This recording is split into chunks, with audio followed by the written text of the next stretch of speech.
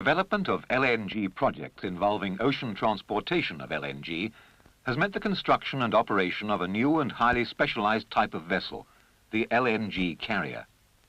The particular characteristics of an LNG cargo require special attention to be given to cargo handling instructions. This has led Shell to carry out a series of controlled tests on jettisoning LNG at sea to ensure that, should this ever be necessary, the procedures recommended were practicable and safe. When spilt onto water, LNG spreads across the surface and at the same time rapidly evaporates to form a dense vapor. As jettisoning proceeds, it's important for ship safety that the LNG layer on the water surface does not contact the ship's hull, and the vapor cloud produced remains clear of potential shipboard ignition sources.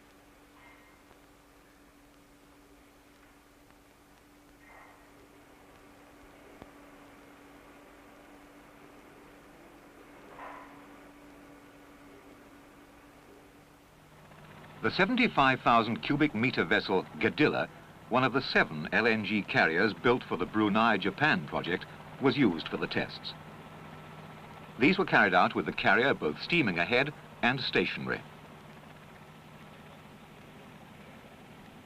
LNG from one of the ship's tanks was pumped via the cargo lines to the discharge nozzle fitted at the stern of all Shell's LNG carriers. A series of 6 tests were carried out with the carrier both steaming ahead and stationary. 2 different nozzle sizes and corresponding LNG discharge rates were used. In both cases, a discharge was made with the carrier stationary to simulate the most severe case for jettisoning cargo, should this ever be necessary. Of these tests, numbers 4 and 6 are of prime interest and will now be examined in more detail. In test number 4, 1 cargo pump was used to discharge 76 cubic meters of LNG in 10 minutes. The discharge rate and nozzle diameter of 51 millimeters employed in the first series of tests were less than those proposed for actual jettison operations, so that the feasibility and safety of the system could be established before the full-scale jettisoning exercise.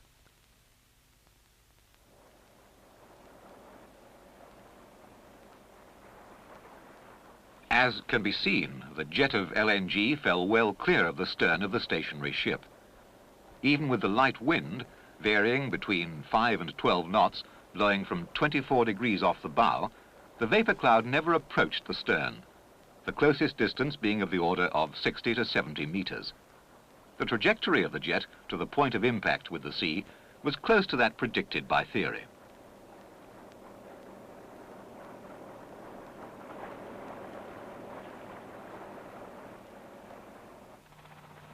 Cold LNG vapor is appreciably denser than ambient air and tends to form a flat cloud, which characteristically hugs the water surface for some distance downwind.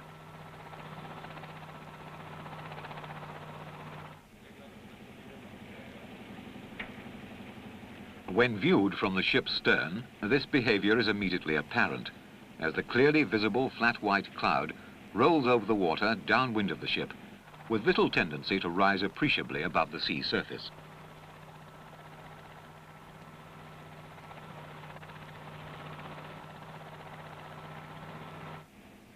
The high velocity of the LNG at the discharge nozzle produced a highly turbulent jet in which entrained air evaporated the bulk of the liquid before landing on the sea.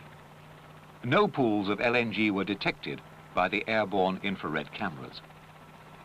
Towards the end of the 10-minute discharge, a large plume had been established, which under the light wind conditions extended no more than 1,400 meters downwind with a maximum width of 300 meters. With stronger winds, the plume would have been significantly smaller. The reluctance of the vapor to rise and disperse was reflected in the height of this plume, which never exceeded between 8 and 10 meters. After completion of the discharge, the vapor cloud dispersed completely in approximately 10 minutes.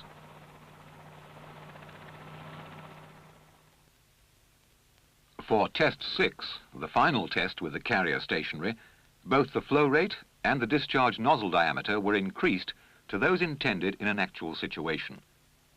With 2 cargo pumps in operation, 193 cubic meters of LNG were discharged in 10 minutes through a nozzle of 102 millimeters in diameter.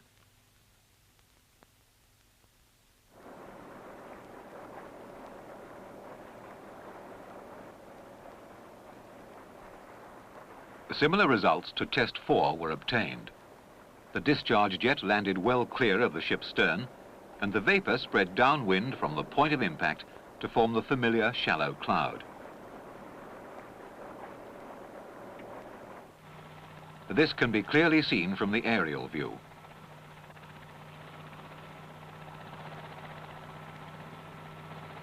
During all these tests, a field meter was used to measure the electrostatic field strength around the discharge jet and nozzle.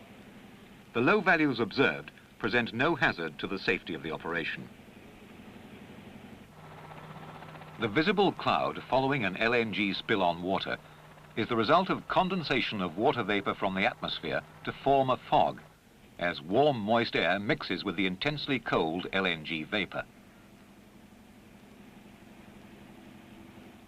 From the temperature and humidity at the test site, dew point calculations show that the visible cloud should disappear at a gas concentration of about 0.5% of methane, which is considerably less than the lower flammable limit of 5% methane in air.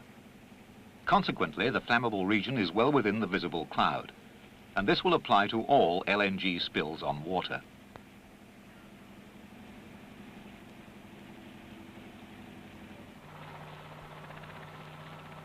In this final test, the visible plume extended 2,250 meters downwind, and even over this distance did not rise to more than 10 to 12 meters in height.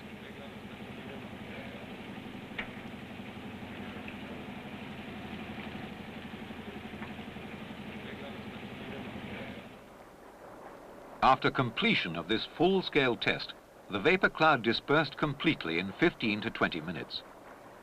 Even if a complete tank were to be discharged at this rate, the visible plume size and dispersal rate would be very similar. Results of these tests have been used to predict the dispersion of the LNG vapor cloud produced. An analysis of observed plume dimensions led to empirical values of the dispersion coefficients for LNG plumes. Using these, the predicted 0.5% methane contour, shown as a dashed white line, correlates well with the somewhat ragged outline of the visible cloud formed in test 6, which was calculated to disappear at a gas concentration of about 0.5% methane. Assuming a 2-to-1 peak-to-average concentration ratio, an important prediction from these tests is that the hazardous zone from this cloud would only cover the much smaller area shown by the red line, less than 1/3 of the length of the visible cloud. These tests have shown that LNG may be safely jettisoned at sea from the stern, provided adequate safety precautions are taken. As a result, operating instructions have been established and issued to the masters of our LNG carriers for the safe jettisoning of cargo.